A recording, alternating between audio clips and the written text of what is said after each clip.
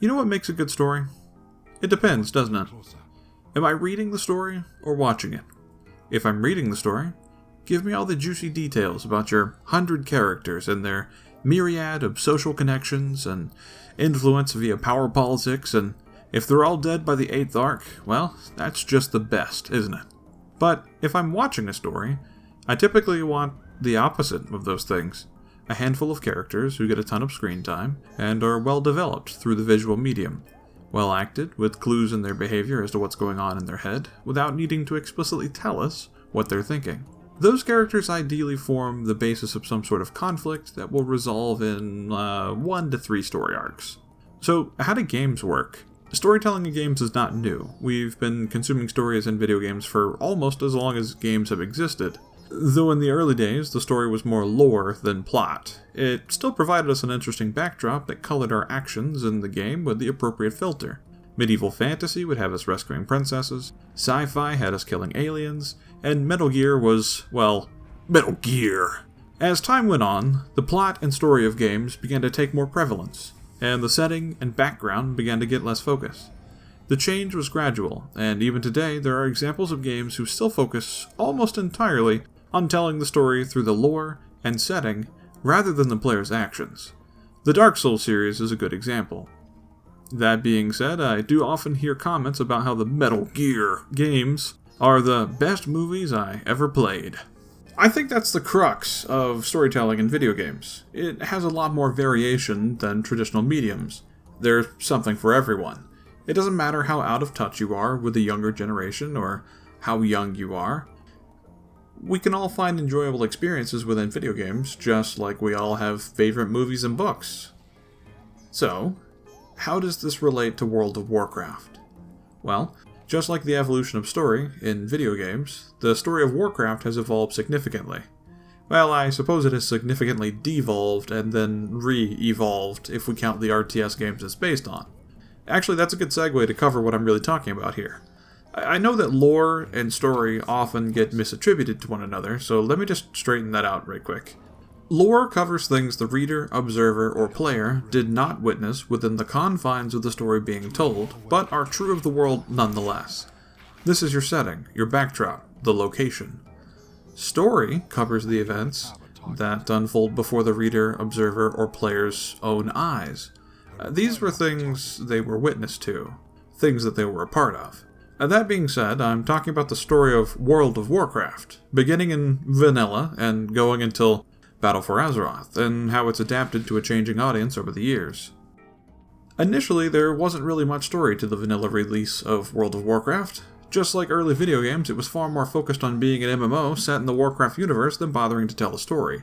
But that's not to say stories didn't exist.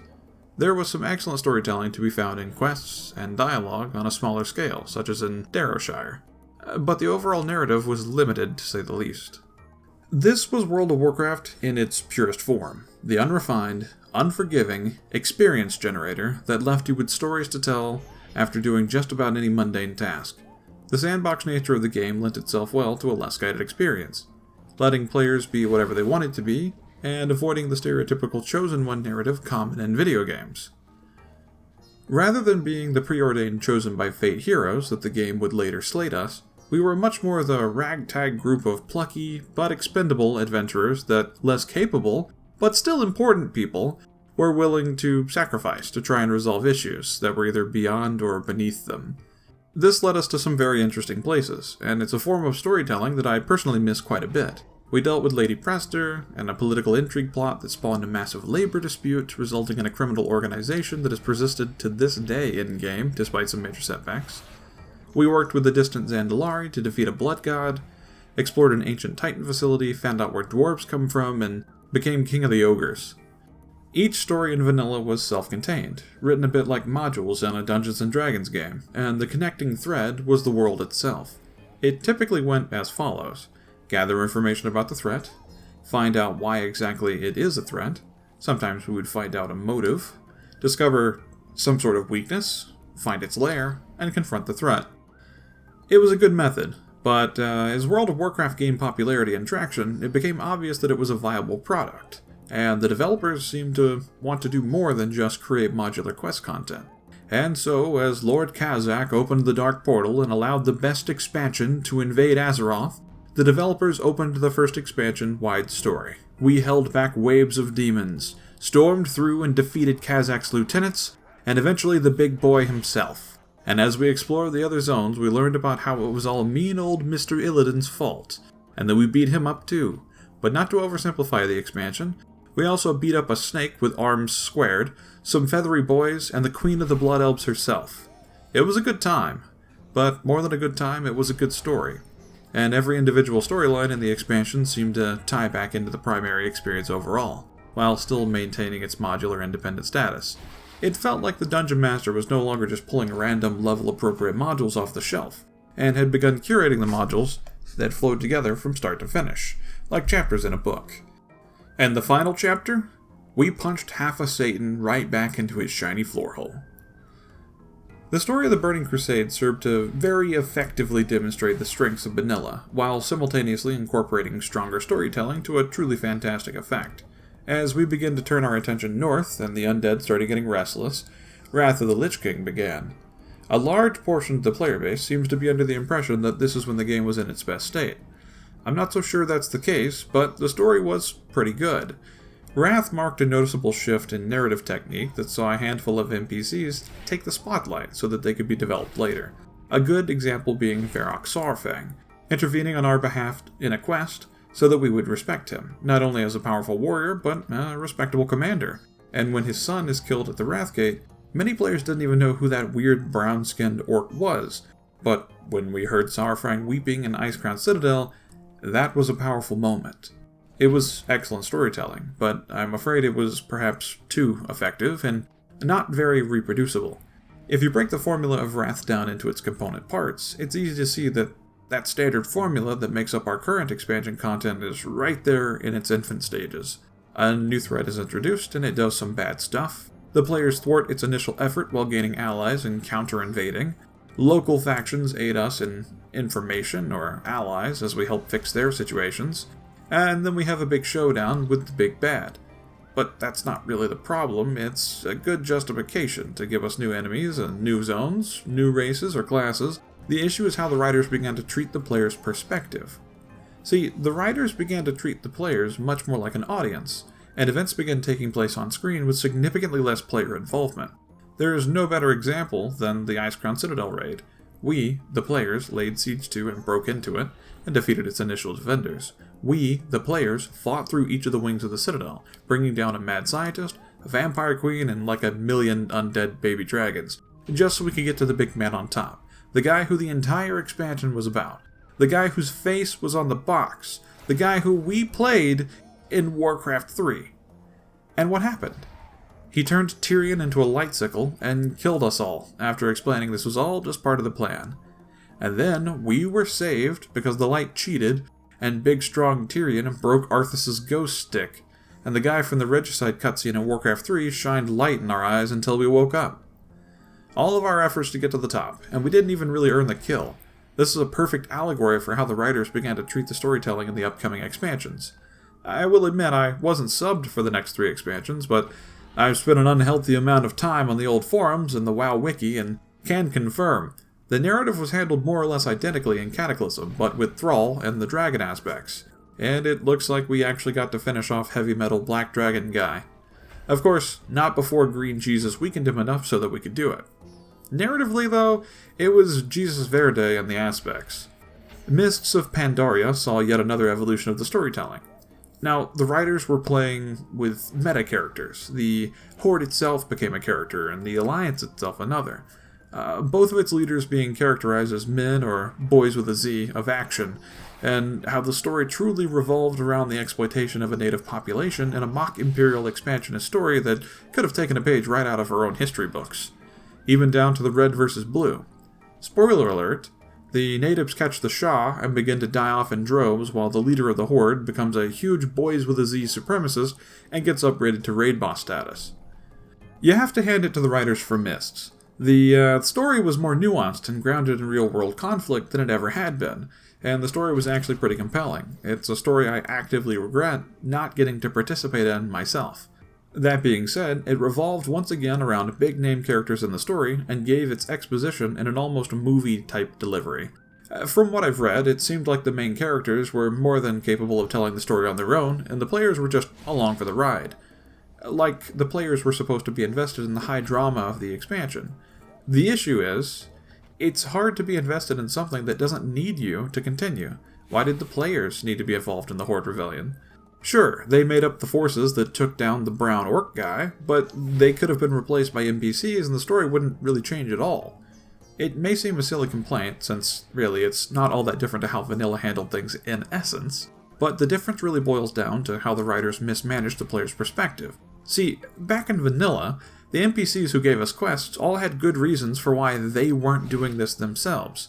They either weren't strong enough, or were too busy, or they didn't think it was actually important and just wanted us to go away for a bit so they could keep knitting. They needed us. We were important, but we weren't the only ones that could help them. Just the ones that were nearby. And when we completed the task at hand, we got their gratitude, and were rewarded for the part we played. It's just a lot more fulfilling to be relied on to complete a task than it is to play backup dancer to the real performers on the stage. Unfortunately, the writers seem to have come to the same conclusion and went full Chosen One in the next expansion. And if that weren't bad enough, they also bundled it with time travel and retconning, a triple threat of awful for storytelling and gaming, and books. But time travel does seem to work out okay on the big screen sometimes. We begin our confusing and frustrating quest by assaulting the Dark Portal, again. But this time, it's got brown boys with a Z coming out of it, and all of our favorite heroes are there. We are introduced to a pretty well-made cutscene of said heroes making a mockery of the invaders that really makes you wonder who is invading who. We then trap ourselves on the other side of the portal, and the expansion begins properly. After we fire the next expansion from his job at the Dark Portal power plant. From there, the writers change all of our characters' names to Commander, and the expansion focuses heavily on establishing the player base as the one guy who is going to save Drenor? Alternate Drenor? AU Drenor? Yeah, it's AU Drenor, isn't it? That's a mouthful. I'm just going to call it Ghoul Daniel's house. So anyway, the player base goes around Chosen One-ing everything at Ghoul Daniel's house until eventually they all wind up on a hot metal guy's boat, and the player base gets to watch a space goat get her wings. The hot metal guy is so shocked that he stumbles backwards and falls into one of the many gaping plot holes that litter the expansion and is never heard from again. Then Ghoul Daniel gets home. It's not a problem for the Chosen Ones. They even kill a whole Satan this time. This brings us to Legion. I've resubbed during this expansion. Before I get started, I just want to say Legion is a good expansion. I'm going to be critical of the story of Legion, and I just want to mention that the gameplay and actual moment-to-moment experience of Legion was great, and that the story is a separate entity altogether.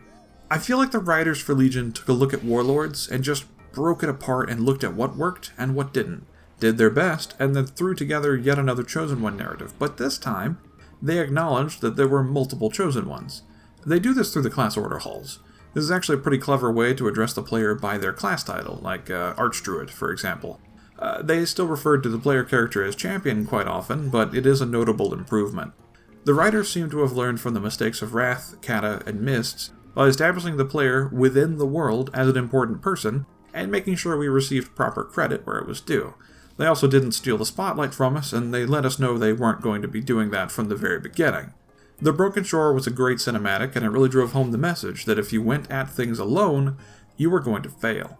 It also effectively defeated both the Horde and Alliance in such a way that the player characters once again became the defenders of Azeroth, just like back in vanilla. The Horde and Alliance were wounded and needed time to recover, and in this vulnerable moment, it was the work of adventurers that would save the day. Legion took all of the storytelling and narrative progress the writers have made through the years, combined it with a sprinkling of elements from established tropes, and wrapped it all up in a bombastic, campy, Chosen One narrative where we finally deal with giant, mega space Satan.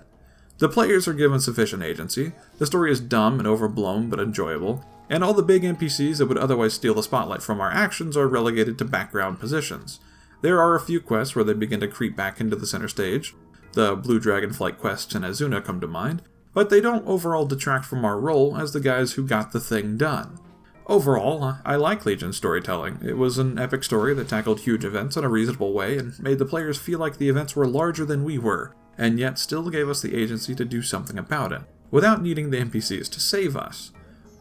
I acknowledge that we literally didn't even fight the big bad at the end, but I am satisfied knowing that Rar Edgelord Illidan XD will be beating Mega Space Satan with a couple blunted green flashlights for the rest of time instead. That brings us to Battle for Azeroth. Oh boy, do I have a lot of thoughts and opinions on Battle for Azeroth. Enough for its very own video for sure. However, given that this expansion is a story in progress, I can't really look at it from the distance I need to accurately determine the player's role in the grand scheme of things. But it does unfortunately seem to be slipping back into the mentality of, look at all of my cool characters. At least it seems that way for now. As with all previous expansions, we'll need to wait till the end to see how the player's input and actions are respected or disrespected by the writers. That's it for this video. Thanks for watching, and have a great day.